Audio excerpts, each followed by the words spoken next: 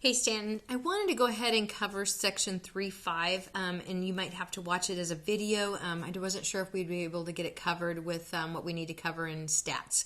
So without any further ado, I wanted to make sure we reviewed just a little bit. Now keep in mind, I know these are on your cards, but review the identities we've covered so far. So we have the sign of a plus b and the sign of a minus b. And what I've done is I've written them without the signs in between because they're the same pattern.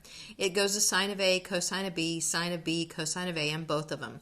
And I wanted you to remind, if this is going to be a plus, then what happens is there's always going to be a plus in between for the sign. Okay, and the sign is also, if it's a minus, then it's also going to be the minus. Now the cosine is just the opposite. Now they do have the same pattern, and so they go cosine of a, cosine of b, sine of a, sine of b on both the cosine of a plus b and a minus b. But then you'll have to remember the co is different. So sines are the same, but yet cosines are different. So sine, if you're doing a plus b, this is going to be a minus. And if you do a minus b, then this is going to be a plus. Now tangent works the same way too. You have that same pattern. So I wrote them again with tangent of a, tangent of b, 1, and then tangent of a times tangent of b. And tangent of a minus b is the same. So if you have whatever's the plus, the numerator is the same side as what you're adding. So if it is going to be tangent of a plus b, the numerator will have a plus sign here. If it's minus, then the numerator is going to have then a minus sign. Now, if you can remember that you only have one positive and one negative, then you know that this has to be a negative, and then you'd have to know this was going to be a positive. And so that's just kind of a quick rule. I've always, a gimmick to try and remember them and memorize them. And today we're going to cover double angle identities and half angle identities. And the solution, or the proof for the double angle identities, are pretty straightforward. So if I have a sine of 2x, now remember, you cannot pull that out in front and just put 2 times the sine of x. That doesn't work. But you can rewrite 2x to the sine of x times the sine of x. And then if you look, use our identity, we have the sine of x, cosine of x, plus the cosine of x, sine of x, which would mean, since these are exactly the same, these written the opposite, but when we multiply, we can write them in any order.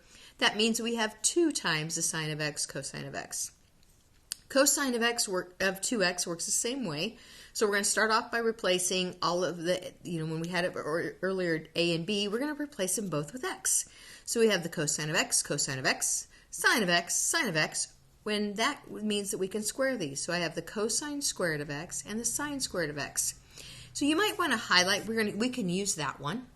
But what's kind of cool about the cosine, and it is different than the sine, because this is the only one for our sine of 2x. But cosine options, because I know that if I look at just my trig identities, cosine squared equals 1 minus sine squared. And so by replacing that then I end up with then 1. I guess I started off with the 1 minus 2 sine squared. I could also replace my sine squared with 1 minus cosine squared, and that's the one that's down here. So you'd have cosine squared of x minus 1 minus cosine squared of x. Distribute that negative, and you're going to end up with 2 cosine squared of x minus 1. And so you actually have 3 different ways you can write the cosine of 2x. And you could write it in terms of sine, you could write it in terms of cosine, or both. Now tangent of 2x, again, we're going to do the same thing. Replace the x with the a and the b's with x. And so if I have a tangent of x plus tangent of x, that's 2 tangent of x. And if I have 1 minus tangent of x times tangent of x, well, that's just 1 minus tangent squared of x.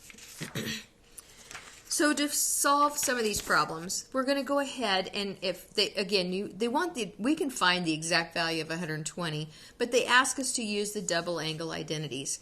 And if that's the case, then we need to rewrite this. So if I have the sine of 120 degrees, and I want to use a double angle identities, I'm looking for the sine of 2 times some number, which is the same as 120, so it's going to be 2 times 60.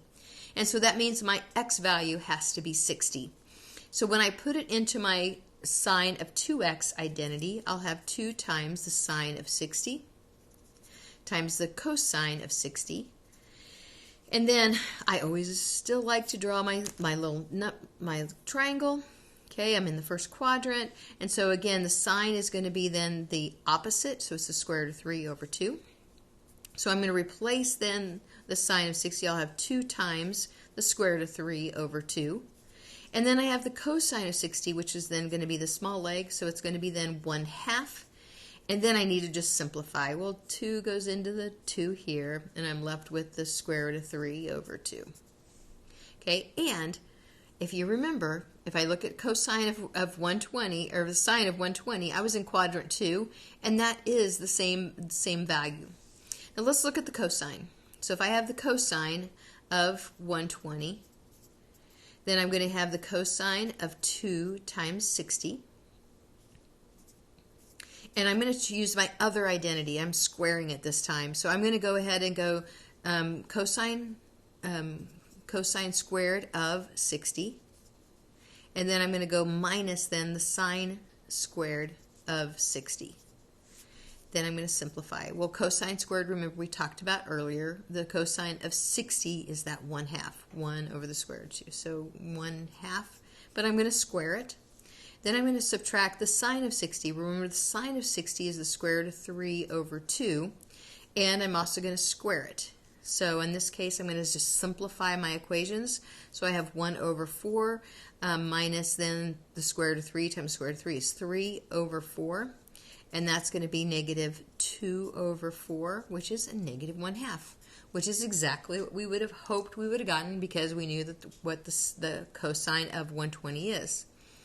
And then to figure out the tangent, so I'm going to do the tangent of 2 times 60. And so I'm going to replace it into this function. So I'll have 2 times the tangent of 60 all over 1 minus, and I'll have the tangent squared of 60. So on this one, I'm going to go find the tangent of 60. Remember, that's going to be my opposite side is the square root of 3. My adjacent is 1. And so in this one, I'm going to have 2 times the square root of 3. I guess I was going to put over 1, but I really need to write it this way. Oh my gosh, that's awful. So 2 times the square root of 3, just let's try and deal with it. I'll try not to make a mistake. And then I'm going to have 1 minus, and then in this case, I'm going to have the square root of 3 squared. So finishing it out, I have 2 times the square root of 3 over, I'll have 1 minus the square root of 3 squared, which is going to be just this 3. And so 2 square root of 3 over negative 2, I'm going to cancel those out, so I end up with a negative square root of 3. All right, the next one is an identity. And you know what? I actually had to work this one twice, so sometimes you have to do that. I started off working with the harder side to try and simplify it down to the other one. And that's when I really realized I have the sine of 3x. And I thought, okay, if the lesson is going to be this double angle identities, I should have thought of that one first. So I'm going to start off by taking this as the sine of, let's go 2x plus x, because I know that 3x, I can split that out and not break any rules. And then if I have this, think about this in terms of a and b. So if I have the sine of a plus b, remember we just went over those. So the sine of a plus b is going to be the sine of a cosine of b. So in other words, I'm going to go sine of 2x, and I'm going to go this times the cosine of x. And then because I'm plus, I'm going to go plus then. It'll be the sine of x cosine of 2x. Okay, and that just is going to be my same identity that I did before, where this is going to be a and this is going to be b. And this is b and this is a. Okay, so when I get to that point, then I'm going to also apply then my double angle identities, because now I can come up here and replace this one with 2 times the sine of x cosine of x. I already have this cosine of x left, so I'm just going to add it to the end, multiply it in. Then I'm going to go plus the sine of x.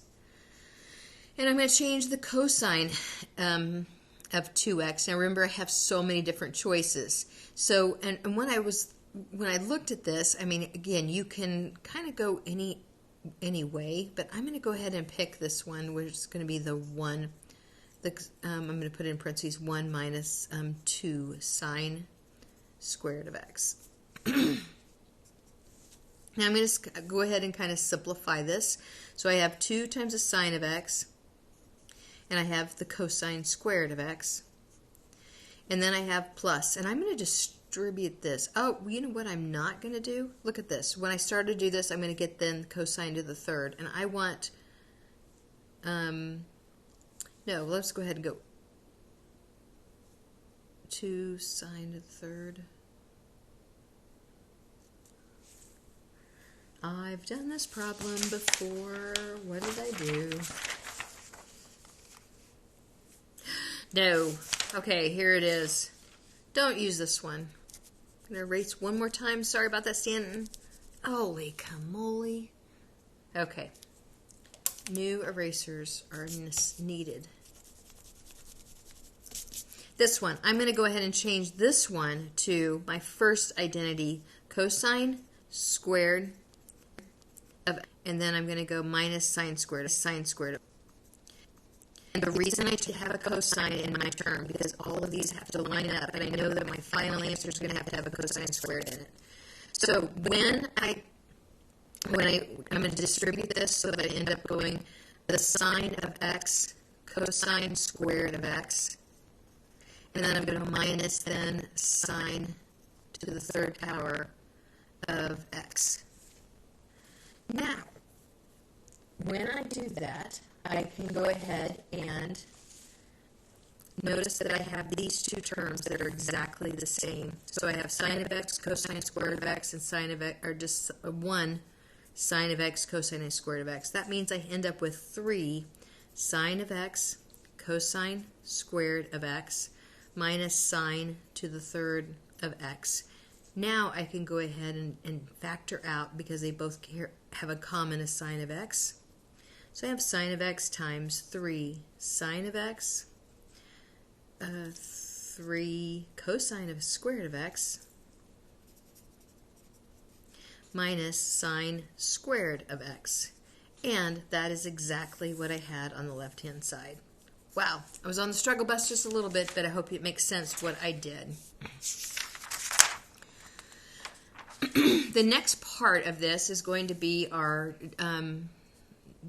we can use the double angled identities to generate the half angle identities. And so what we want to do is we want to think about in terms, if I have the cosine, if I had a double angle identity, which is going to be 2 cosine squared of x minus 1. Well, in this case, I know if I'm comparing x and 2x, then I have one that's double angled already. So if I solve it just for x, then I know that the inside, this is going to be twice as much, and then I can replace it then for the half of this one and just the x, because I know that these two are going to be half or double of each other.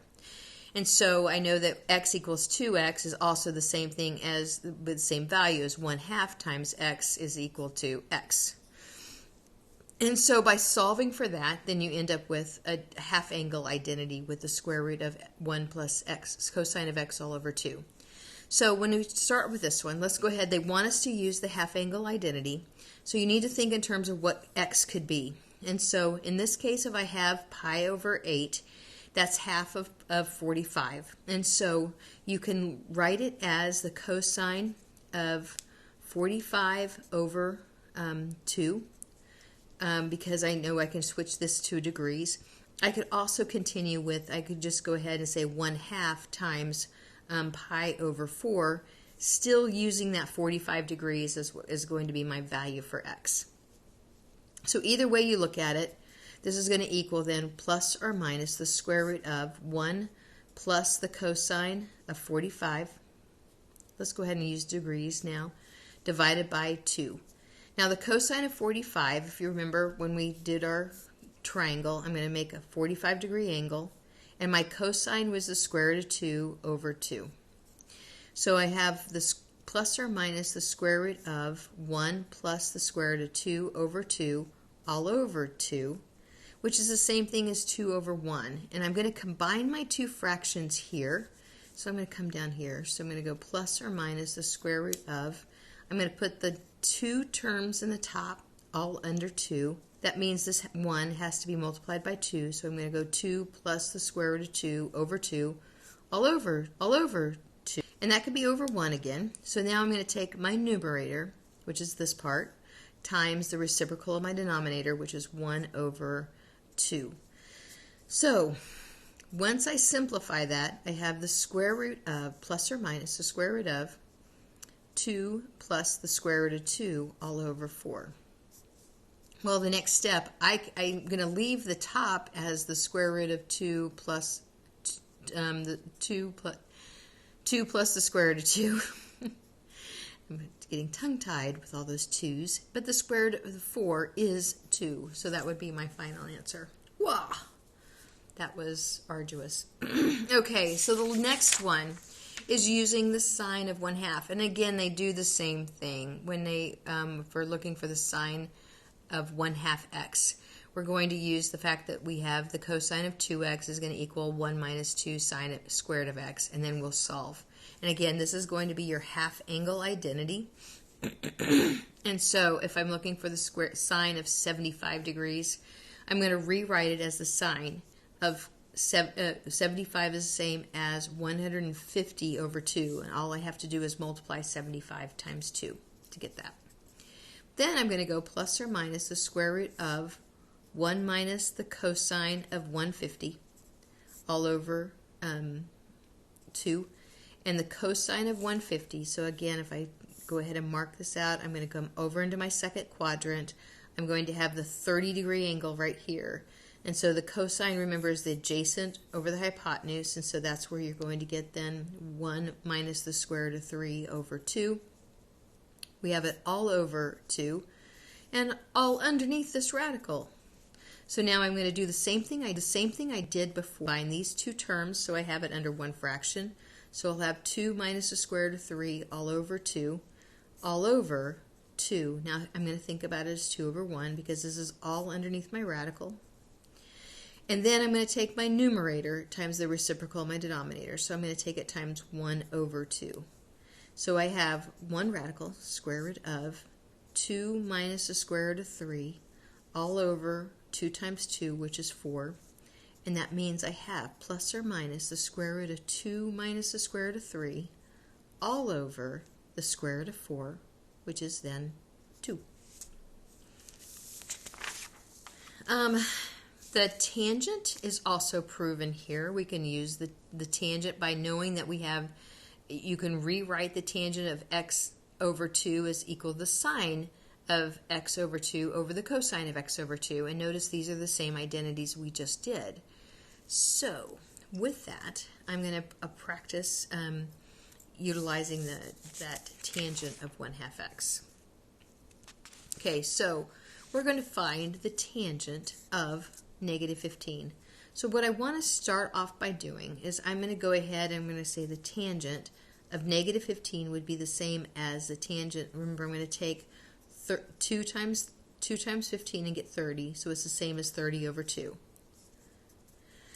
And then I'm going to go ahead and I can replace, for my tangent, I'm going to go ahead and use the tangent of 1/2 x is going to equal then the cosine, the square root of 1 minus the cosine over 1 plus the cosine. Okay, so in this case, gosh, I could also use, so I'll go ahead and start. So we're going to start over here. I'll have 1 minus the cosine of 30 degrees over 1 plus the cosine of 30 degrees. And remember, if I'm in first quadrant, 30 degrees, my tangent, or a cosine is going to be the adjacent over the hypotenuse. And so I'm going to have plus or minus 1 minus the square root of 3 over 2, all over 1 plus the square root of 3 over 2. Okay, I'm going to go ahead and combine my two fractions on the top. So I have then the square root of 2 minus the square root of 3 all over 2, all over 2 plus the square root of 3 all over 2.